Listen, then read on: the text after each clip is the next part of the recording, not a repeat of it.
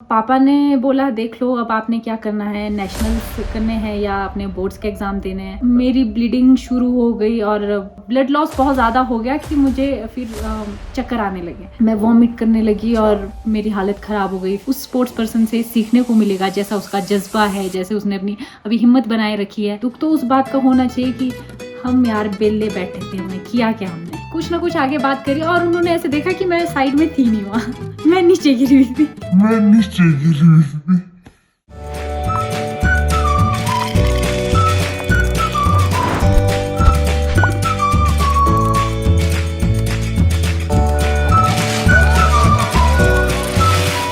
What is up guys, कैसे हो आप सभी लोग। तो यार मेरा नाम यथार्थ गैरोला है। I hail from the Himalayas and I absolutely love skiing. कभी ज़्यादा मौका मिला नहीं लाइफ में करने का, but it is one of the things that I definitely want to do in my life. तो आज मैं आप लोगों को मिलाने वाला हूँ एक ऐसे इंसान से जिन्होंने 2018 में हिस्ट्री बनाई by bringing the first international medal for India in skiing. Her name is Aanchal Thakur. She is 24 years old और उन्होंने 2012 के विंटर यूथ ओलंपिक्स में भी पार्ट लिया है। सो हाय आंचल जी, कैसे हो आप? हाय, हेलो, नमस्ते, thank you for having me here.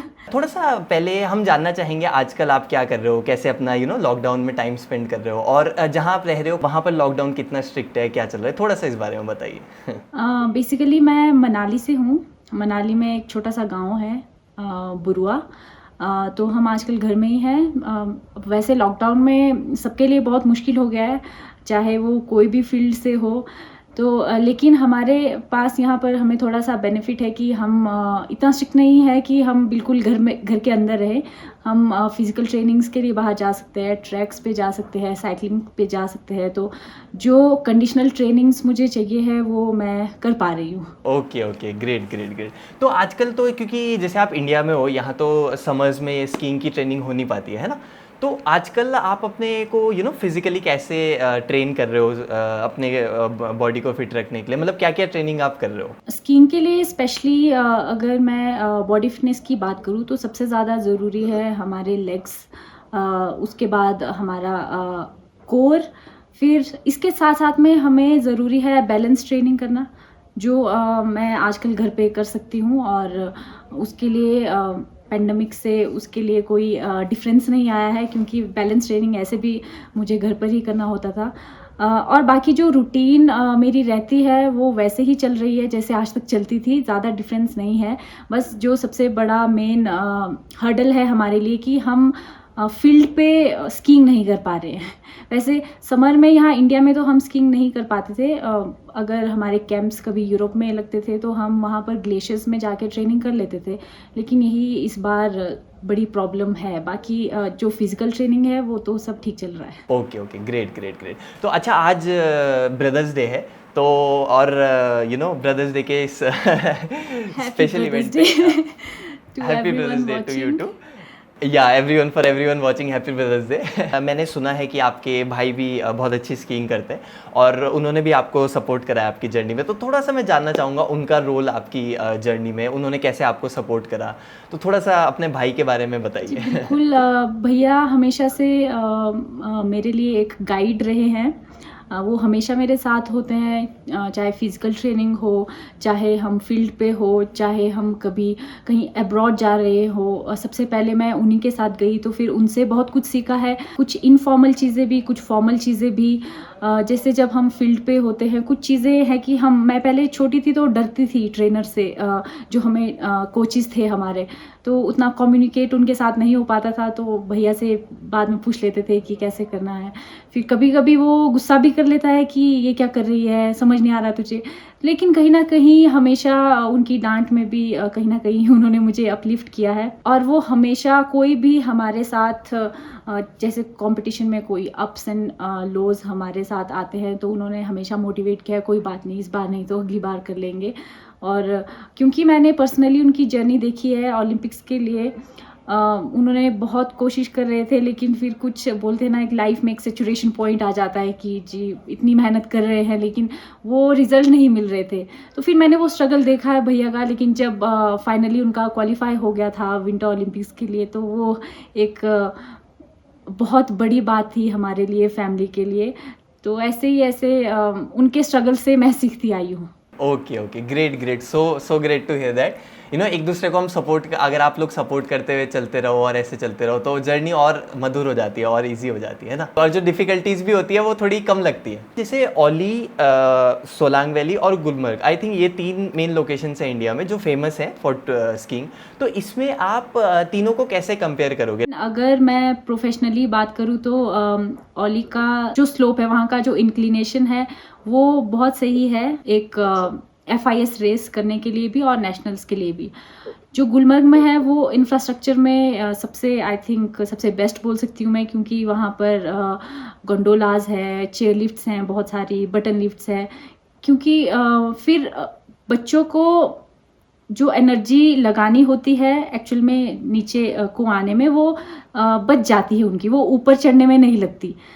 लेकिन हमारे यहाँ मनाली में क्या है कि हमें पैदल जाना पड़ता है ऊपर, और यहाँ तक कि हमें नेशनल्स जब हमारे होते तो भी हमें अपनी स्कीज उठा के खुद पैदल ऊपर चढ़ना पड़ता है, और जो एनर्जी हमें एक्चुअल में कंपटीशन में लगानी होती है वो हमारी ऊपर चढ़ते चढ़ते आधा ख़त्म हो जाती है। हमारे पास तो ग्रेट हिमालयाज़ हैं, इतनी बर्फ़ है, तो बस जो ध्यान देना है वो है गवर्नमेंट को थोड़ा सा, कि इंफ्रास्ट्रक्चर अगर बन जाए तो आई थिंक किसी को भी प्रॉब्लम नहीं होगी। अगर प्रॉब्लम नहीं है तो सब लोग इंजॉय करेंगे, और साथ ही साथ इंजॉय करते करते अगर किसी को लगे कि नहीं ये हमें अपना प्रोफेशन बनाना है, तो उससे अच्छी बात कुछ और नहीं हो सकती। तो आंचल जी, हमारी ऑडियंस जानना चाहेगी, मैं भी जानना चाहूँगा आपकी लाइफ जर्नी के बारे में। एक्चुअली सबसे पहले मैंने स्कीज़ पे पैर रखा था जब मैं 5 साल की थी। उस समय लकड़ी की स्कीज़ पे स्की किया है, क्योंकि जो ओरिजिनल स्कीज़ थी उसे तो हम अफोर्ड नहीं कर सकते थे। तो कुछ कज़िन्स ने बनाई थी, कुछ मेरी बुआ ने बनाई थी, तो हम सब बारी बारी करके एक करके स्कीज़ लेते थे और गांव में घूमते थे। उसमें क्या होता था कि एक धागा होता था जिससे हम अपने नॉर्मल बूट्स में उसे फिट कर देते थे, और 2 डंडे पकड़ के हम शुरू हो जाते थे। उस समय मैं यहीं गांव में ही पढ़ती थी, सरस्वती विद्या मंदिर स्कूल में। तो जैसे ही छुट्टी हो जाती थी वैसे ही हम अपना बैग फेंक देते थे और स्की करने चले जाते थे। और वैसे नॉर्मली तो ज़्यादातर विंटर्स में स्कूल्स बंद रहते थे, लेकिन कई बार अगर स्कूल के टाइम बर्फ़ भी पड़ गई तो हम पढ़ाई वढ़ाई छोड़ के बस स्की की तरफ ज़्यादा ध्यान देते थे। फिर धीरे धीरे उस समय तो हमें पता नहीं था कि हम कभी इस चीज़ को अपना प्रोफेशन बनाएंगे, या ऐसा इस चीज़ में इतना ज़्यादा आगे चले जाएंगे, इसमें घुस जाएंगे, दिल दिमाग हर तरह से।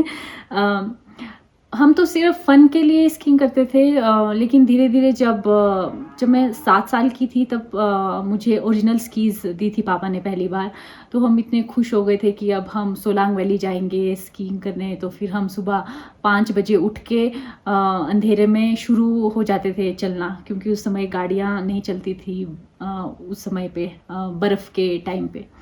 तो हम पैदल जाते थे और वहाँ पर दिन भर स्कीइंग करते थे। और जब अंधेरा होने को आ गया तब हम सोचते थे कि अच्छा अब वापस जाने का टाइम आ गया है। फिर लेकिन घर पहुँचते क्योंकि रोड्स पे तो बर्फ़ होती थी, तो हम घर तक स्की पहन के आते थे। नीचे आते आते हमें अंधेरा हो जाता था। मेरे फ्रेंड्स और मेरे कज़न्स के घर जैसे बीच रास्ते में ही थे, और सबसे नीचे मेरा घर था और मैं अकेली होती थी। फिर आगे कुछ नहीं दिखता था, बस जय माता दी करके बस चले जाओ, आगे जाए आप गिर पड़ो या कुछ हो जाओ।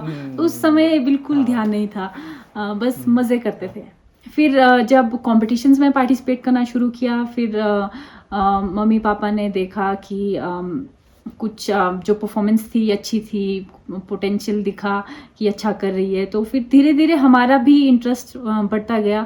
मैं भैया को देख के उसको कॉपी करने लगी, और ऐसा कभी नहीं हुआ कि मम्मी पापा ने कुछ डिस्क्रिमिनेशन किया भैया और मुझ में। जितनी ट्रेनिंग उसको दी उतनी ही मुझे भी दी। फिर मैंने कुल्लू वैली स्कूल से आगे स्कूलिंग की कुल्लू में। आई रिमेंबर कि +2 के समय में, जब +2 के बोर्ड्स के एग्ज़ाम होते हैं, तो इतना प्रेशर होता है एग्ज़ाम्स का, और साथ ही साथ में हमारी जो ये गेम्स है विंटर में, इसका टाइम भी वही होता है सेम, फरवरी मार्च। फिर मेरे नेशनल्स थे ओली में, जूनियर नेशनल्स 2014 में।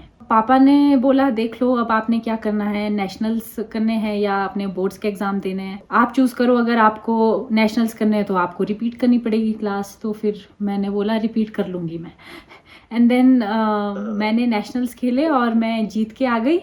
और फिर मैंने फिर से +2 क्लास फिर से रिपीट की, और आई थिंक मुझे आज भी कोई रिग्रेट नहीं है कि मैंने +2 2 बार पढ़ी है।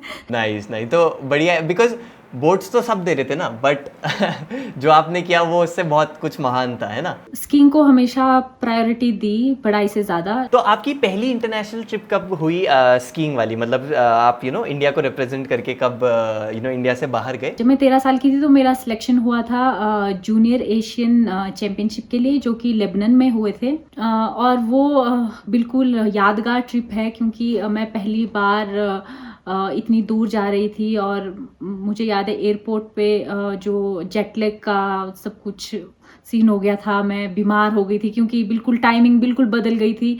और कंपटीशन से पहले मेरी तबीयत बहुत ख़राब थी, और मेरे कोचेस तो उनको लगा था कि ये अब पार्टिसिपेट नहीं कर पाएगी, और वो बोल रहे थे कि इसे रेस्ट करने दो, नहीं अगर ये स्लोप पे जाएगी तो इसको निमोनिया हो जाएगा, पहले ही बीमार है, क्योंकि स्लोप पे तो बहुत ठंड होनी थी।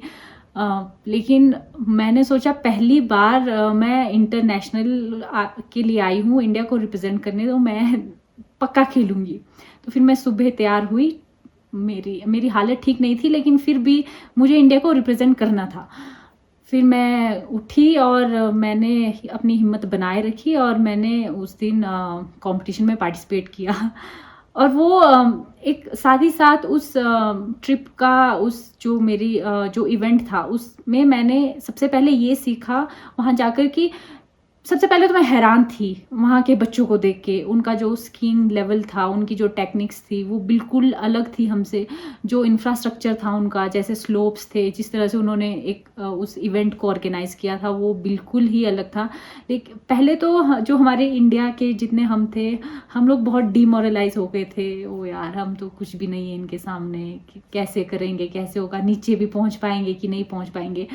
बट हम सब ने अपनी हिम्मत बनाए रखी, और हम सब ने अपना कोर्स फिनिश किया, और कुछ ना कुछ हम सभी वहाँ से सीख के जा रहे थे पहली बार। कुछ दिनों बाद मेरा चिल्ड्रन कंपटीशन था इटली में। हमारे यहाँ पर सोलांग में क्या है कि जो वेदर है, एक बार बर्फ़ पड़ जाती है पूरी तरह से, उसके बाद बहुत दिन तक मौसम साफ रहता है, धूप रहती है, तो हम आराम से प्रैक्टिस कर लेते हैं अपनी। लेकिन इटली में जब मैं पहली बार गई थी, फॉर्चुनेटली मेरे पापा हमारे साथ कोच थे, और जैसे ही मेरा कंपटीशन ख़त्म हुआ तो एकदम से धुंध पड़ गई, बिल्कुल मतलब सडन वेदर चेंज हो गया। और मुझे उस टाइम पर पहली बार पता चला कि जब धुंध पड़ जाती है तो आपको चक्कर आते हैं स्लोप पे, क्योंकि आप मूव कर रहे हो लेकिन आपको कुछ दिख नहीं रहा है, तो फिर आपको चक्कर आना शुरू हो जाता है। तो मुझे समझ नहीं आ रहा था, मैं छोटी थी, मुझे समझ नहीं आ रहा था ये क्या हो रहा है। फिर पापा मुझे बोल रहे थे कि अच्छा आओ। पापा मुझसे कुछ मीटर ही आगे थे, लेकिन मुझे दिख नहीं रहे थे वो कहाँ है। फिर मुझे उनको बोलना पड़ा कि आप मुझे अपना पोल दे दो ताकि मैं आपको फॉलो कर सकूं। फिर उन्होंने मुझे अपना पोल दिया, फिर मैं उनके पीछे गई और हम बिल्कुल रास्ते तक पहुंच गए। इसलिए बहुत सारी ऐसी डिफ़िकल्टीज़ थी जो मैंने वहाँ पर पहली बार फेस की थी, इसीलिए साथ ही साथ में बहुत कुछ सीखने को मिला, तो वो जगह एक बहुत स्पेशल जगह बन गई है। ये तो काफ़ी मोटिवेशनल स्टोरी थी आपकी, बिकॉज हम लोग केवल जब हम मीडिया में देखते हैं या हम टीवी में देखते हैं या कहीं पे देखते हैं तो हम केवल सक्सेस देखते हैं लोग। जी बिल्कुल, बस वही दिखता है कि अच्छा एक कंपटीशन की रेस दिख गई, अच्छा जीत गए, वो ट्रॉफी ले रहे हैं, मेडल ले रहे हैं, लेकिन और स्ट्रगल अगर लोग सोचते हैं कि अच्छा नहीं इन्होंने मेहनत की है, तो सिर्फ यही दिखता होगा कि फिजिकल ट्रेनिंग करते होंगे, जिम करते होंगे, स्कीइंग की प्रैक्टिस करते होंगे, लेकिन स्ट्रगल आई थिंक सिर्फ ये नहीं है। इन माय ओपिनियन स्ट्रगल हम जो हमारा स्ट्रगल रहा है, पर्सनल एक्सपीरियंस से कह रही हूँ, जैसे हम इतने छोटी सी उम्र में फिर उसके बाद ट्रेनिंग के लिए गए, होम सिकनेस इतना ज़्यादा था, आई थिंक वो मेरे लिए बहुत बड़ा स्ट्रगल था, क्योंकि भले मैं स्लोप पे ट्रेनिंग कर रही थी, लेकिन वापस आके शाम को तो फिर घर की याद आती है, फिर वो घर का खाना याद आता है। अब तो चलो हमें खाने की आदत पड़ गई है, लेकिन शुरू में बचपन में हमें थोड़ी ना पता था कि हमें आगे जाके मेडल लेना है, हमें ये करना है, वो करना। उस समय तो हम सिर्फ स्कीइंग कर रहे होते हैं, बस हमें बोला गया है कि स्की करनी है, हमें स्कीइंग करनी है, हमें प्रैक्टिस करनी है। इन द एंड जो भी हम कर रहे हैं वो कुछ पाने के लिए कर रहे हैं, और उसके लिए अगर आपको कुछ मुश्किलें आती है तो आपको उनको पार करके आगे चलना चाहिए। और सबसे आपने, क्योंकि आपकी तो बहुत लंबी जर्नी है अभी स्कीइंग की, काफ़ी आपको 5 साल से लेकर अभी आप 24 इयर्स के हो, 20 इयर्स होने वाले हैं आपको तो ऐसे में आपकी अगर मैं बोलूँ एक सबसे अच्छी मेमोरी स्कीइंग की, वैसे तो सभी अच्छी हैं बट एक अगर आपको बेस्ट मेमोरी बतानी हो तो वो क्या हो सकती है? अभी तक की बेस्ट मेमोरी मेरे लिए 2018 वाले मेडल की ही है, क्योंकि उस समय पे अगर मैं थोड़ा सा आपके साथ शेयर करूँ, उस समय पे मुझे कैसा फील हो रहा था। एक्चुअली पहले मैं, मेरे भैया, मेरे कज़िन, जितने भी हम इंडिया के टीम के थे, हम सब उसी जगह पर ट्रेनिंग कर रहे थे, और रेसेस के लिए, वो जो कंपटीशन होने थे उसके लिए प्रैक्टिस कर रहे थे। लेकिन मेरे भैया का जो क्राइटेरिया था ओलंपिक्स के लिए क्वालिफाई करने का, उस चीज़ के कारण उन्हें वहाँ से जाना पड़ा सडनली। वो 1-2 रात पहले चले गए थे आइसलैंड। तो फिर हम 3 थे वहाँ पर टीममेट्स।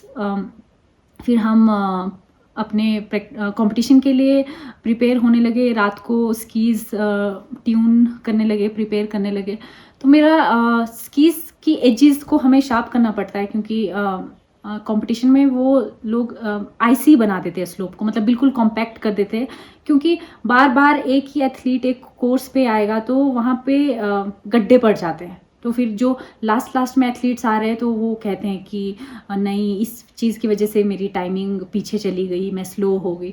तो इसलिए वो स्लोप को इतना हार्ड कर देते हैं, या कभी कभी बहुत आइसी कर देते हैं, ताकि कोई ऐसी प्रॉब्लम ना हो एथलीट्स को। आईसी का मतलब आइसी का कैसे मतलब है कि वो उसमें रात को नमक और पानी डाल देते हैं ताकि वो आइस बन जाए। ओ फिर ताकि अच्छा, कितने भी वो वैसी आइस जो स्लिप करती है, मतलब जैसे जो स्लिपरी वाली होती है। अच्छा, आइस गॉट बना इट, देते हैं। तो फिर उसके लिए हमें अपनी जो स्कीज के एजेस है वो बिल्कुल शार्प करनी पड़ती है, ताकि ग्रिप बन जाए। नहीं तो अगर आपकी स्कीज के एजेस शार्प नहीं तो आप स्लाइड कर जाएंगे बाहर को। फिर ऐसे ही मैं एजेस शार्प करते करते मेरा हाथ कट गया। मैंने ग्लव्स नहीं पहना था, मैंने बहुत बड़ी बेवकूफ़ी कर दी थी। पहले तो मुझे शौक था कि मेरा हाथ कट जाए, क्योंकि हर एक एथलीट को ऐसा होता है कि हमारे यहाँ पर एक कट रहता था। मैं देखती थी भैया के भी यहाँ पर एक कट है, जो मेरे हीरा भैया है, मेरे कज़न जो हमें कोचिंग देते हैं, उनके भी कट है। हर किसी के कट देखा था, तो सोचा था कि मेरा भी कभी हाथ कट जाए, पर उस दिन नहीं, वो कंपटीशन से पहले। और मेरी ब्लीडिंग शुरू हो गई और ब्लड लॉस बहुत ज़्यादा हो गया कि मुझे फिर चक्कर आने लगे, मैं वॉमिट करने लगी। अच्छा। और मेरी हालत ख़राब हो गई। फिर मुझे थोड़ा और मेडिकेशन। ये बातें उस दिन से पहले, जो आपका मतलब एक टाइप से अभी तक का सबसे बड़ा अचीवमेंट है उससे लाइफ एक रात पहले। फिर अगले दिन तो कंपटीशन था। फिर पापा को बताया मैंने कि ऐसा ऐसा हुआ। तो फिर पापा ने कहा कि फ़ोन पे बात हुई तो रहने दो अगर नहीं होता, क्योंकि जो हमारे डिसिप्लिन्स अलग अलग है। एक जायंट स्लालम है, और वो स्लालम था जिसमें कि हमें गेट्स हिट करने होते हैं अपने हाथ से, और हाथ में ही लगी थी। रहता तो गार्ड भी है, लेकिन प्रेशर हाथ पे आता है। तो फिर पापा ने कहा कि देखो, अगर होता है आपसे या नहीं होता है तो देख लेना। लेकिन मैंने अगले दिन पार्टिसिपेट किया, लेकिन बीच कोर्स में ऐसा हो गया था कि बहुत ही ज़्यादा पेन होने लग गया था, तो मुझसे कोर्स छूट गया। फिर से बात हुई पापा के साथ कि क्या हुआ। फिर मैंने कहा कि हाथ की वजह से नहीं हो पाया कोर्स पूरा। तो फिर पापा ने बोला रहने दो, अगले दिन की, जिस दिन जो मेन कंपटीशन था, रहने दो, फिर छोड़ दो करना।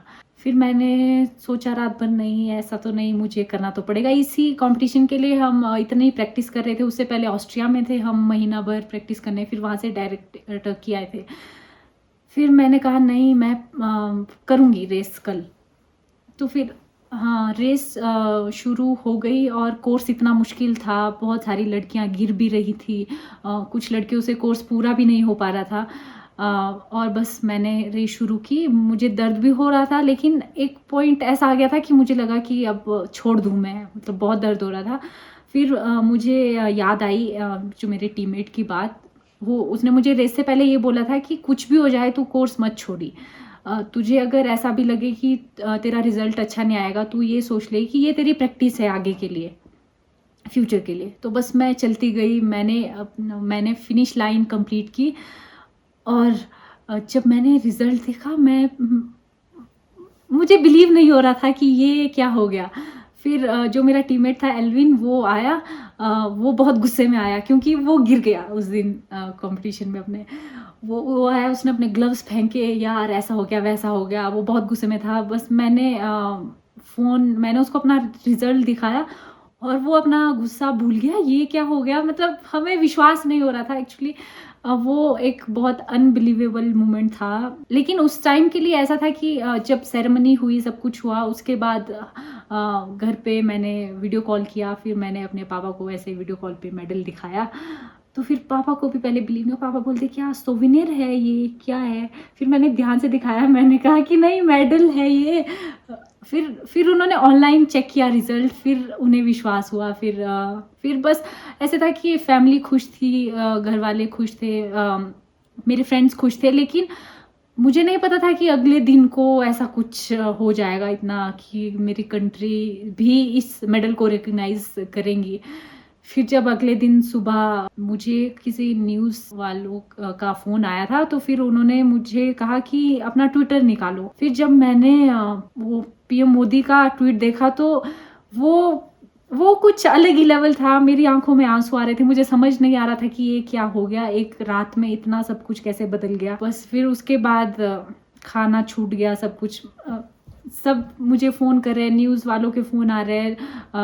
लेकिन वो मोमेंट ऐसा था कि मुझे समझ ही नहीं आ रहा था कि क्या हो रहा है। ऐसा नहीं था कि ओ मैं बहुत खुश हूँ, मैंने मेडल जीत लिया। बस एक चीज़ के लिए ग्रेटफुल थी कि जिस चीज़ को आज तक रिकग्नाइज नहीं किया था इंडिया ने कभी, लोग उस गेम को जानते भी नहीं थे। अगर आज वो नेशनल टेलीविज़न पे आ रही है वो गेम, अगर आज न्यूज़ चैनल में उसे बताया जा रहा है, तो इससे बड़ी सक्सेस आई थिंक मेरे लिए कोई नहीं थी। तो सबसे बड़ी सक्सेस मेरे लिए यही थी कि स्कीइंग को, विंटर स्पोर्ट्स को रिकग्नाइज़ किया गया, और यही सबसे बड़ा स्पेशल मोमेंट था स्कीइंग में आज तक। ये तो बहुत ही मतलब इतनी अच्छी स्टोरी थी, मेरे जैसे बोलते हैं ना गूज बम्स आ गए रोंगटे खड़े हो गए सुन के। इनफैक्ट आई कैन इमेजिन कि जब वो आपको जब ब्रॉन्ज मेडल मिला होगा और जब जन गण मन हो रहा होगा, तो आपके मन में जो खुशी आ रही होगी वो फीलिंग आई थिंक उसको बयान नहीं कर सकते। जी बिल्कुल, उस चीज़ को अब शब्दों में नहीं बता सकती मैं कि कैसा फील हो रहा था उस टाइम। क्योंकि सबसे पहले ऑनेस्टली वो अनएक्सपेक्टेड था। मुझसे सारे न्यूज़ चैनल वाले पूछ रहे कि आपने ट्वीट में लिखा है कि अनएक्सपेक्टेड, लेकिन जब भी कोई एथलीट कोई मेडल जीतता है तो वो कहता है कि मैं एक्सपेक्ट कर रहा था। हमारा एक सपना तो था कि देश के लिए कभी मेडल लेके आएंगे, लेकिन हमें लगा था कि यार हम तो, जैसे मैंने आपको बताया, जब हम पहली बार इंटरनेशनल के लिए गए थे तो हम बहुत ज़्यादा डीमोरलाइज थे कि यार ये लोग हमसे इतनी आगे हैं, खासकर यूरोप वाले, यूएस वाले हमसे इतनी आगे स्कीइंग में, हम कब, पता नहीं 100 साल लग जाएंगे हमें मेडल लाने के लिए। लेकिन अब देखो, बचपन में हम लोग 5 बजे उठ के जाते थे, स्की करने जाते थे, चाहे हम यूरोप वालों की तरह एक दिन में 10-15 रन नहीं लगाते थे हम, क्योंकि पैदल चलते थे तो 5-6 रन हमें मिल जाते थे। लेकिन आज हम देखते हैं पीछे, तो यार वो तो मेहनत थी, हम भी मेहनत कर रहे थे कहीं ना कहीं से।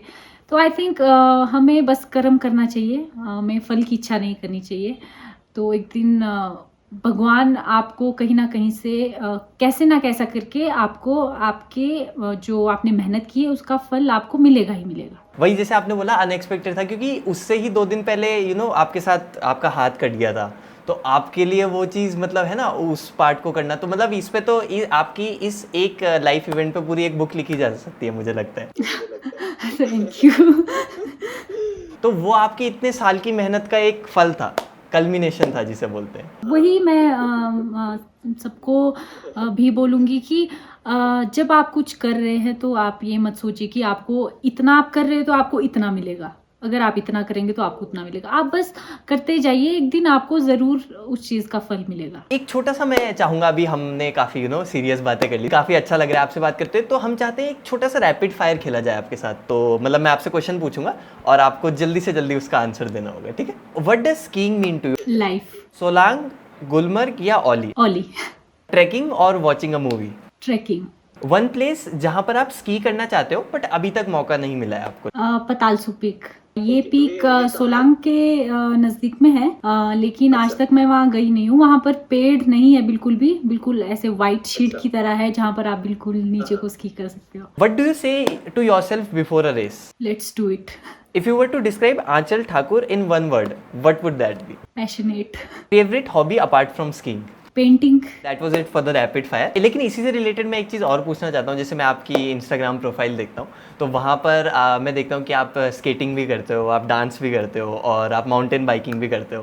तो मतलब काफ़ी चीज़ों का आपको और चीज़ों का भी शौक है एंड इट्स ग्रेट, होना चाहिए लाइफ में, बिकॉज हमें रिलैक्स करने के लिए, अपने माइंड को एक नया पर्सपेक्टिव देने के लिए नई नई चीज़ें ट्राई करती रहनी चाहिए। मैं भी अपनी ऑडियंस को हमेशा ये बोलता हूँ कि आप नई चीज़ें लाइफ में ट्राई करते रहो। उन हॉबीज़ के बारे में या आपकी और जो हॉबीज़ हैं अगर आप थोड़ा सा इलेबोरेट करना चाहो। एक्चुअली ये जो नई नई चीज़ें करना है, ये आई थिंक मेरे लिए मेंटल पीस की तरह काम करती हैं। जैसे कुछ लोग कहते हैं कि आप मेंटल पीस के लिए क्या करते हो, अलग अलग तरीके हैं सबके, लेकिन आई थिंक मैं कहती हूँ कि नई नई चीज़ें ट्राई करो। आप मेंटली प्रिपेयर होंगे अगर जैसे फॉर एग्जांपल मैं वुशु करती हूँ बीच में, तो वहाँ पर मेरे लिए चैलेंजेस कुछ नए थे, तो फिर उसमें जो नई चीज़ थी, चैलेंज था मेरे लिए। वहाँ पर ऐसा चैलेंज तो नहीं था कि जैसे स्कीइंग में कि वो मैं गिर जाऊँगी, मैं क्रैश हो सकती हूँ, ओवर स्पीड है। वहाँ पर मेरे लिए अलग एक चैलेंज था कि अगर कुछ ना कुछ करते तलवार से मुझे चोट लग गई, मेरा उंगली कट गई या कुछ हो गया, तो वो कुछ एक अलग सा डर था जिसको ओवरकम करना था। तो नेचुरली मैंने किसी चीज़ को फाइट किया, किसी चीज़ को ओवरकम किया और मेंटली मैं स्ट्रांग हुई। और वैसे ही अगर जैसे मैं पैराग्लाइडिंग सीख रही थी पिछली साल, तो वहाँ पर कुछ अलग चैलेंजेस थे।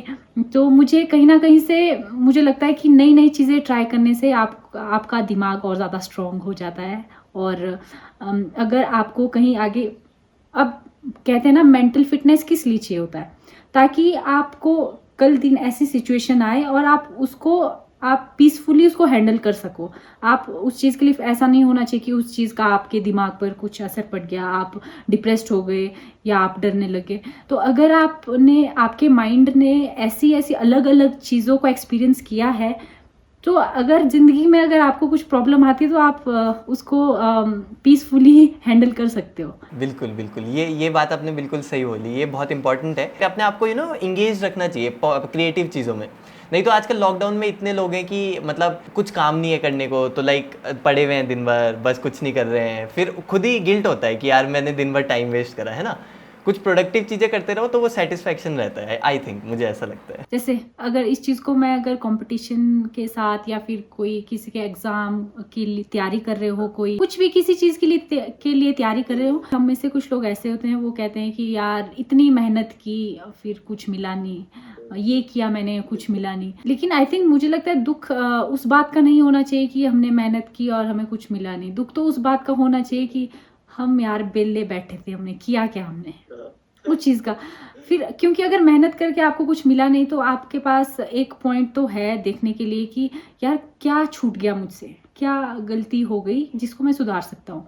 वो चीज़ आप आसानी से आप उसको कवर कर सकते हो। लेकिन अगर आपने कुछ किया ही नहीं है ज़िंदगी में, आप बैठे रहो, आप लॉकडाउन में बैठे रहो, तो आप बाद में कि ये नहीं हुआ, वो नहीं हुआ, वो मतलब हमेशा हम सेटिस्फाइड अपने आप को हम 2 साल बाद थैंक करेंगे कि यार लेट्स से आप हो तो आप आज थैंक करोगे अपने 2 साल पहले वाली आंचल को कि आंचल थैंक यू, है ना कि तुमने उस समय अपना बॉडी का अच्छे से ध्यान रखा, माइंड का अच्छे से ध्यान रखा, नई चीज़ें करी। तो आई थिंक तो कोई फ़नी इंसिडेंट जो आपके साथ स्कीइंग में हुआ हो? जब भी कोई फ़नी इंसिडेंट के बारे में बात करते हैं मुझे वही याद आता है।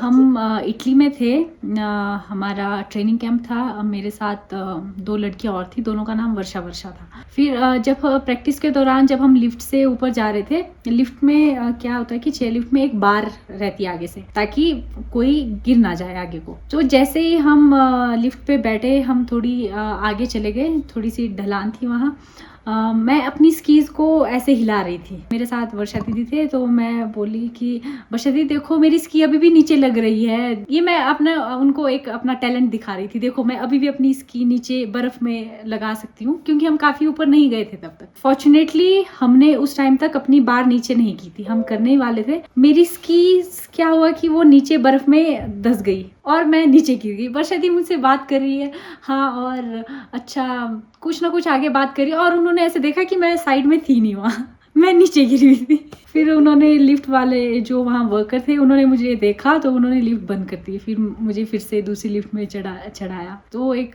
तरह से बेवकूफ़ी थी मेरी। अगर मैंने बार लगा दिया होता तो मेरा पैर गया था उस दिन, क्योंकि मेरी स्कीज़ फँस जाती और मैं नीचे गिर पाती। तो मतलब अटक जाते हैं आप एक टाइप से कि हाँ। पैर तो नीचे जाना चाह रहा है पर आपकी मतलब वो बार हाँ, बिल्कुल। उस दिन पहली बार नहीं तो जब भी हम वो बार नीचे करना भूल जाते थे तो एक दूसरे को डांटते थे, ऐसे कैसे भूल गए हम बार नीचे करना, कभी गिर गए तो तब क्या हो गया।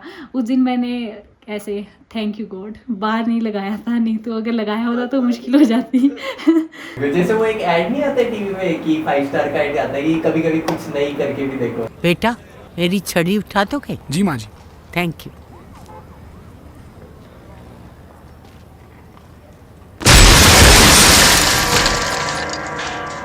थैंक यू बेटा, अच्छा हुआ तूने कुछ नहीं किया। मोस्ट वेलकम माँ जी। कभी कुछ ना करके भी देखो। देखो आपने मेहनत करी थी तो भगवान ने भी आपका साथ दिया है ना, आपको कुछ नहीं होने दिया। जाको राखे साइया मार सके ना कोई, है ना। तो जैसे आपके घर में तो एक बहुत अच्छा एनवायरनमेंट था स्कीइंग के लिए, जैसे पापा मम्मी भी स्कीइंग करते हैं, भाई भी स्कीइंग करता है, काफी ओपन माइंडेड थे पेरेंट्स की, नहीं मतलब ये ऐसा नहीं है कि लड़के का स्पोर्ट है लड़की का, सबके लिए कॉमन है ना, सबको हम वो करेंगे। बट मुझे लगता है कि कई पेरेंट्स ऐसे होते हैं जो शायद उतने ओपन माइंडेड नहीं होते हैं और वो सोचते हैं कि नहीं नहीं ये लड़कियों का स्पोर्ट थोड़ी है। मतलब कुछ पेरेंट्स ऐसे सोचते हैं, सब नहीं, बट वो जो कुछ पेरेंट्स हैं जो ये सोचते हैं कि नहीं स्कीइंग तो बहुत रिस्की स्पोर्ट है, लड़कियों का नहीं है या समथिंग लाइक दैट। तो उन लोगों को आप क्या बोलना चाहोगे, क्या संदेश देना चाहोगे? इन माय ओपिनियन कि ऐसे कुछ पेरेंट्स ही नहीं बल्कि कुछ लड़कियां खुद भी ऐसी होती हैं जो सोचती हैं कि नहीं यार ये तो मुझसे नहीं होगा, ये लड़के कर लेते हैं, लड़के नहीं डरते, लड़कों के पास ज़्यादा जोर है, ऐसी कुछ हैं। कुछ लड़कियां भी सोचती हैं और पेरेंट्स भी सोचते हैं। तो आई थिंक मैं उनके लिए ये कहना चाहूँगी कि कोई भी स्पोर्ट ये देख के नहीं चलता कि भाई मैं लड़की के लिए हूँ या मैं लड़के के लिए हूँ। कोई जेंडर डिस्क्रिमिनेशन नहीं होता। अब स्कीज़ को नहीं पता है कि आप लड़के हो या लड़की हो, बस उन्हें तो जो अच्छे से चलाएगा वो जीत जाएगा। तो आई थिंक ऐसा अब फॉर एग्ज़ाम्पल मेरे घर में इस तरह का इन्वायरमेंट है कि अगर मैं घर पे नहीं हूँ तो भैया भी खाना बना लेता है, अगर भैया घर में नहीं है तो कई बार मुझे भी सिलेंडर उठा के गैस भराने जाना पड़ता है। तो कुछ चीज़ें क्या होती है कि हमें बचपन से सिखाई जाती है कि अच्छा ये नहीं करते, ये लड़के करते हैं, ये नहीं करते, ये लड़कियां करती है। आई डोंट नो क्या है इसके पीछे, क्या रीज़न है, क्या हिस्ट्री रही है, क्यों करते हैं। लेकिन जितना प्रेजेंट में मैंने खुद को देखा है, मेरे एक्सपीरियंस के हिसाब से कोई ऐसा काम नहीं है कि खास करके कोई ऐसा स्पोर्ट नहीं है कि जो देखता होगा कि अच्छा तू लड़का है तो मैं तेरा साथ अच्छे से दूंगा, लड़की है तो नहीं दूंगा। इसलिए जो मेहनत करेगा, क्योंकि मेहनत का आई थिंक सदियों से एक रिवाज है कि जो मेहनत करे वो कभी वेस्ट जाता ही नहीं है, चाहे फिर वो लड़का करे चाहे लड़की करे। बिल्कुल आपने टू द पॉइंट बिल्कुल सही बात बोली कि स्कीज के लिए तो वो सेम है ना, चाहे उसे ये होगा कि जो मेरे को अच्छे से चलाएगा मैं उसको, है ना, एक अच्छा स्कीयर बनाऊंगा। एक दूसरी कैटेगरी ऑफ पेरेंट्स लेते हैं, लेट से 15 साल का बच्चा बोलता है या लेट से 18 साल का या इनफैक्ट 25 साल का भी कोई बोलता है कि मेरे को स्कीइंग के लिए जाना है, मम्मी पापा मैं स्कीइंग के लिए जा रहा हूँ, और उसके पेरेंट्स उसको रोकते हैं लेट से, क्योंकि इंडिया में कई चीजें बच्चे करना चाहते हैं, कुछ ऐसा नहीं है कि सब कुछ पेरेंट्स ही रोकते हैं, बट कई बार उनको रिस्ट्रिक्ट करा जाता है, जिसकी वजह से बच्चों के लिए मुश्किल हो जाता है अपने ड्रीम्स को फॉलो करना या कोई नई चीज ट्राई करना। तो उन पेरेंट्स को आप क्या बोलना चाहोगे जो अपने बच्चे को शायद ये सोच के स्कीइंग नहीं करवाते हैं कि बहुत रिस्की स्पोर्ट है, सही नहीं है, मेरा बेटे को ठंड लग जाएगी, बेटी को ठंड लग जाएगी, वट एवर इट इज। तो उन पेरेंट्स के लिए आप क्या बोलना चाहोगे? मैं उन पेरेंट्स के लिए बोलना चाहूँगी कि ख़ास करके स्पोर्ट्स और जो माउंटेन से जुड़े हुए स्पोर्ट्स हैं, चाहे वो ट्रैकिंग वाले हो, चाहे ये विंटर स्पोर्ट्स हो, चाहे समर स्पोर्ट्स हो। मैं ये कहना चाहूँगी कि जितना एक बच्चा स्पोर्ट्स और एडवेंचर में सीखता है, उतना आई थिंक किसी चीज़ में नहीं सीखता। क्योंकि पहाड़ों पे पैसा काम नहीं करता। पहाड़ों पे आपकी अ, जो काम करता है वो है एक अफेक्शन एक दूसरे के लिए, और हिम्मत आपकी, आप कितना हिम्मत बनाए रखते हो।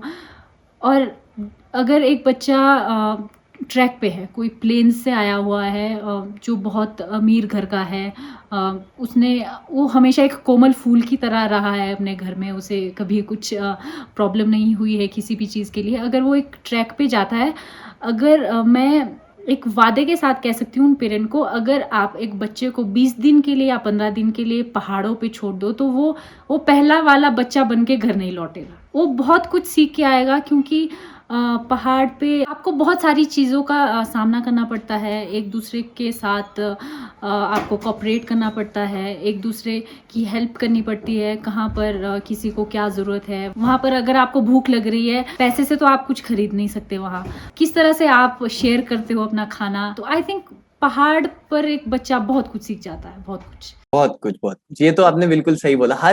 हर ट्रैक में, जब भी मैं काफी ट्रैक्स पे जाता हूँ, मतलब अभी लॉकडाउन नहीं होता तो अभी भी मैं शायद किसी ट्रैक पे ही होता, और मैं हर 1-2 महीने में कोई ना कोई ट्रैक पे निकल जाता हूँ।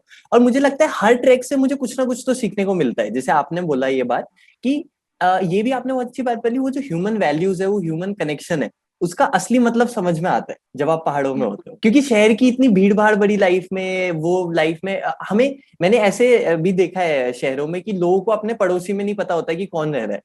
मतलब आपको ये नहीं पता होगा कि आपके छत के ऊपर वाले घर में कौन रह रहा है। हम लोग इतने दूर हो गए एक दूसरे से। बट पहाड़ों में अभी भी ये चीज बहुत अच्छी है कि लोग एक दूसरे से बहुत कनेक्टेड है। मैं अब भी जब अपने गांव जाता हूँ, कर्णप्रयाग के पास मम्मी का गांव है, जैसे अभी हम रिसेंटली वहां गए थे, तो वहां पे मतलब अभी भी, जैसे अच्छा ये सुनता का लड़का है, मेरी मम्मी का नाम है सुनीता, तो वो बोलते हैं अच्छा ये सुनता का लड़का है। मतलब वो एकदम कनेक्शन बना लेते हैं। दो स्ट्रेंजर्स भी ऐसे लगता है कि अरे ये तो अपने घर वाले ही है। तो वो ह्यूमन कनेक्शन तो गाँव में अभी भी बहुत देखने को मिलता है। आई थिंक पहाड़ों में ये बहुत अच्छी चीज है। बिल्कुल, पहाड़ों में प्यार भी बहुत है, पहाड़ों में रिस्क भी है। लेकिन जैसे आप बोल रहे थे कि कुछ पेरेंट्स रिस्क की वजह से ना भेजना चाहे अपने बच्चों को। आई थिंक जहाँ पर जब एक बच्चा रिस्क लेता है, उसे आई थिंक ज़िंदगी और ज़्यादा समझ आने लगती है कि रिस्क को अगर हम ओवरकम करके आगे निकल जाए, तो ज़िंदगी में हमारी जैसे आँखें और ज़्यादा खुल जाती है कि ऐसा भी हो सकता है, ऐसा करके ऐसा भी हो सकता है। तो आई थिंक स्कीइंग में अगर उस बच्चे को तो आई थिंक बच्चे को तो जो करना है वो है कि अपने अंदर से जो डर है उसको बाहर निकालना है, कि मुझे कुछ करना है ज़िंदगी में, तो ये डर को साथ लेके नहीं चलना है साथ लेके। तो वो ये है कि मुझे ज़िंदगी में कुछ करना है। बिल्कुल, ये आपने बिल्कुल सही बोला। क्योंकि क्या होता है, लाइफ हमें ये कई बार लाइफ में हमें ये सिखाया जाता है, फेलियर से डरना सिखाया जाता है। मतलब इनडायरेक्टली बड़े लोग हमें सिखाते हैं कभी कभी कि ऐसा नहीं है, वो हमें बहुत अच्छी शिक्षा भी देते हैं, पर कभी कभी हमें फेलियर से डरा दिया जाता है कि अरे बेटा ऐसा कर लो नहीं तो ये हो जाएगा, लेट्स से ऐसा करो नहीं तो ये हो जाएगा। तो आई थिंक ये बहुत मैं एक डॉक्यूमेंट्री देख रहा था, तो उसमें आइस स्केटिंग के बारे में था। तो उसमें था कि आइस स्केटिंग जो होता है वो छोटे बच्चे बहुत इजीली सीख देते हैं, क्योंकि उनके मन में डर नहीं होता है गिरने का, क्योंकि उनको पता ही नहीं है कि गिरना होता क्या है। अब बड़े लोग क्या होते हैं, वो आइस स्केटिंग अगर करने की कोशिश कर रहे हैं, क्योंकि वो तो हार्ड आइस होती है एकदम, और आइस स्केटिंग में गिरते भी बहुत है इनिशियली, है ना। तो वो उस डर की वजह से ही नहीं सीख पाते आधे लोग, कि क्योंकि उन्हें ये दिमाग में है कि अरे मैं गिरूंगा तो कहीं ये तो नहीं हो जाएगा, कहीं ये तो नहीं हो जाएगा। तो हाँ। इसीलिए जैसे जैसे हम बड़े होते रहे, तो वो I think risk taking capacity है वो हमारी कम ना हो, इनफैक्ट बढ़े ही, है ना। बिल्कुल, ये बात आपने बिल्कुल सही कही कि बड़े होते-होते हमें अपना डर बड़ा नहीं करना चाहिए, बल्कि डर को छोटा करना चाहिए। क्योंकि हम खुद बड़े हो रहे हैं और हमारी जो काबिलियत है वो भी बड़ी हो रही है, तो हम बहुत सारी नई चीज़ें ट्राई कर सकते हैं। चलिए अब ये बात हो गई पेरेंट्स की, तो पेरेंट्स मान गए, सब कुछ हो गया। पेरेंट्स मान गए। तो अब आते हैं मेन बंदे पे, या जो लड़का या लड़की जो स्कीइंग करना चाहता है। तो एक यंग पर्सन को, जो लेट से एक नॉर्मल, चलो एक यंग पर्सन को जो अभी इंडियन नहीं, चलो कोई भी आप यूथ को क्या संदेश देना चाहोगे, अगर आपको उसे कुछ एडवाइस देनी हो किसी भी यूथ को, तो वो क्या होगी? बहुत सारे बच्चे क्या सोचते हैं कि अरे मैं क्यों करूं, मेरी किस्मत में नहीं है, मेरे भाग्य में नहीं है। अगर भाग्य में होगा तो मिल जाएगा, नहीं होगा तो नहीं मिलेगा। तो मैं उनको ये बोलना चाहूँगी कि जो ये भाग्य को हम सोचते हैं, ये तो एक ले लो, ये एक लिफ्ट की तरह है, जो लिफ्ट में हम ऊपर नीचे जाते हैं। और जो मेहनत है ना, वो सीढ़ियों की तरह है। अब लिफ्ट तो कभी रुक सकती है, बिजली जा सकती है, कुछ हो सकता है, लेकिन जो सीढ़ियाँ हैं, अगर आप उस पर चलते रहो ना, तो वो हमेशा आपको ऊपर ले जाएगी। लेकिन उसमें ये है कि जो पहला स्टेप है वो आपको लेना थोड़ा मुश्किल लगता है। उसके बाद क्योंकि अगर आप एक पॉइंट पे, क्योंकि पहले ऐसा लगता है कि भाई ये कैसे हम इस पे चढ़ जाएं, लेकिन अगर आप यहाँ चढ़ जाए तो फिर उतना मुश्किल नहीं होता, क्योंकि आप अपने आप को कहीं ना कहीं पे आप एक प्रोग्रेशन देखते हैं, एक इम्प्रूवमेंट देखते हैं कहीं ना कहीं, फिर उस वजह से आप और मोटिवेट होते हैं। और बाकी मेंटली फिजिकली तो आप स्ट्रांग हो ही चुके होते हैं, तो फिर आप आगे आपको कोई भी चीज़ें टैकल करना मुश्किल नहीं होता। I think India has come a long वे, उसमें आपका भी बहुत बड़ा हाथ है इंडिया के इस स्पोर्ट्स की इंडस्ट्री को आगे लाने में। बट स्टिल अभी भी मुझे लगता है कि India has a long way to go in terms of infrastructure. अगर हम इंफ्रास्ट्रक्चर की बात करें, तो अगर हम उसे लेट्स से यूरोप के विंटर स्पोर्ट्स वाले इंफ्रास्ट्रक्चर से कंपेयर करें, तो that is not even comparable. मतलब हम उसे कंपेयर भी नहीं कर सकते, क्योंकि यूरोप का लेट से जो इंफ्रास्ट्रक्चर है विंटर स्पोर्ट्स के लिए, वो बहुत बेहतर है। आपने यूरोप में भी ट्रेन करा है, तो आप इस बात से भली भांति परिचित होंगे, है ना? तो आपको क्या लगता है कि इंडिया अपने इंफ्रास्ट्रक्चर में क्या चीजें ऐड कर सकता है? बिकॉज मुझे लगता है कि India has a long way to go. बिल्कुल। इंडिया में जो सबसे बेसिक चीज़ें हैं जो कि एक एथलीट को चाहिए अपने देखने के लिए कि ये हर्डल है हमारे पास, तो उस वजह से हम कहीं ना कहीं पीछे रह रहे हैं, एक स्टेप पीछे, ज़्यादा नहीं। तो वो सबसे पहला तो है लिफ्ट, क्योंकि लिफ्ट की वजह से एक तो हमारा टाइम बच जाता है और दूसरी हमारी एनर्जी बच जाती है। दूसरा है एक बिटर मशीन होती है जो कि स्नो को कॉम्पैक्ट करती है, बिल्कुल सख्त बना देती है। तो वो मशीन औली में है, गुलमर्ग में है, लेकिन यहाँ हमारे पास सोलांग में नहीं है। तो हम यहाँ पर ऑफ पिस्ट में ही स्कीइंग करते हैं, जैसे बम्पी स्लोप है। तो बम्पी स्लोप में क्या होता है कि जो हमारी जो टेक्निक्स है मेन अल्पाइन स्कीइंग के लिए, वो उस पर करना मुश्किल रहता है, उस पर सीखना मुश्किल रहता है। तो अगर हमें एक बिटर मशीन मिल जाए जो कि स्लोप को अच्छे से ग्रूम करके कॉम्पैक्ट कर दे, तो हमें इधर उधर जाने की ज़रूरत ही नहीं पड़ेगी। तो ये दो मेन बेसिक चीज़ें हैं, और अगर ये बेसिक रिक्वायरमेंट्स पूरी हो जाए तो आई थिंक हमारे देश से एक ना एक दिन ओलंपिक्स में भी मेडल आ जाएगा। बिल्कुल, ओलंपिक्स में मेडल आएगा और शायद हो सकता है आप ही ले आए कभी। हम मेहनत करेंगे। तो लास्ट में डेफिनेटली नॉट द लीस्ट, आप हमारी ऑडियंस को, किसी को भी क्योंकि अभी बहुत डिफिकल्ट टाइम चल रहा है, मेंटली भी बहुत लोगों के लिए प्रॉब्लम चल रही है, बिकॉज अपने आसपास हम देख रहे हैं इतनी नेगेटिविटी और इतनी, है ना, ऐसी चीज़ें।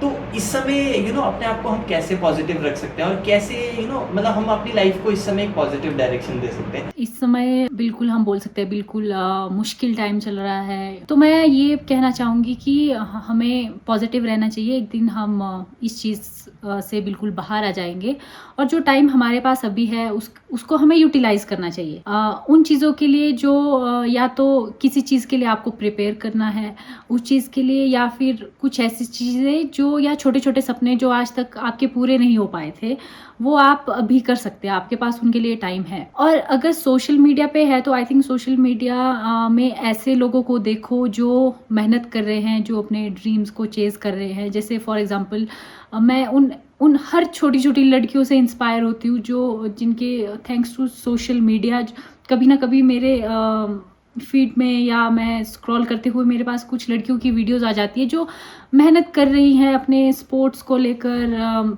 चाहे वो डिस्ट्रिक्ट लेवल पे हो चाहे स्टेट लेवल पे हो। तो कहीं ना कहीं से आप अपने आप को इंस्पायर करो, ऐसे लोगों को फॉलो करो जो आपको पॉजिटिव एनर्जी दें, क्योंकि आप घर पर बैठे हो, सिर्फ फैमिली मेम्बर्स है, आप उनको जानते हो, वो आपको मोटिवेट करते हैं, लेकिन वो हमेशा करते हैं। लेकिन अगर आप नए नए लोगों को फॉलो करेंगे, नई नई चीज़ें सीखेंगे, तो आई थिंक इस टाइम को हम और अच्छे से यूटिलाइज कर सकते हैं। भले ही आप एक स्पोर्ट्स पर्सन को देख रहे हो, लेकिन आप तैयारी किसी और चीज़ की कर रहे हो, लेकिन फिर भी आपको कहीं ना कहीं से उस स्पोर्ट्स पर्सन से सीखने को मिलेगा, जैसा उसका जज्बा है, जैसे उसने अपनी अभी हिम्मत बनाए रखी है। तो बस यही कहना चाहूँगी कि इस टाइम को अगर हम अच्छे से यूटिलाइज़ करेंगे तो आगे के लिए हमारे लिए अच्छा रहेगा। तो बहुत अच्छा लगा मैम आपसे बात करके। हाँ, और यार जितने भी लोगों ने ये वीडियो यहाँ तक देख लिया है तो एक चीज़ करना ना भूले, मैं डिस्क्रिप्शन में लिंक दे दूंगा, तुरंत से पहले जाओ और जाओ यार आंचल मैम को फॉलो करो, बहुत ही अच्छा कंटेंट बनाती है मैम। इंस्टाग्राम पे अगर आप जाओगे, इंस्टाग्राम पे तो आप काफ़ी एक्टिव हो, तो वहाँ पर आप देख सकते हैं, आप रेगुलरली मैम के लाइफ अपडेट्स ले सकते हो एंड यू नो इंस्पायर हो सकते हो मैम की लाइफ से। और यूट्यूब पे भी मैम का चैनल है जिस पे अभी मैम थोड़ी उतनी एक्टिव नहीं है, बट मे बी फ्यूचर में हो जाएगी। सो मैम कुछ बोलना चाहोगे लास्ट में? मैं बस ये कहना चाहूँगी कि थैंक यू, आज आप सबके साथ मुझे अपनी लाइफ जर्नी शेयर करने का मौका मिला और आई थिंक अगर मेरी वजह से किसी ना किसी की लाइफ में कुछ ना कुछ पॉजिटिव चेंज आएगा तो उससे बड़ी सक्सेस मेरे लिए कुछ नहीं होगी। Thank you. बिल्कुल, तो जैसे मैम ने बोला पॉजिटिव चेंज, तो आपको पॉजिटिव लोगों को फॉलो करना पड़ेगा और सबसे पहले आपको आंचल जी को फॉलो करना। नहीं ऐसा मतलब नहीं था, but So that was pretty much it for the video guys. मिलता हूँ आपसे अगली बार, तब तक के लिए give it 100% in whatever you do. Be happy, make others happy and smile. Don't give up, just hold on tight.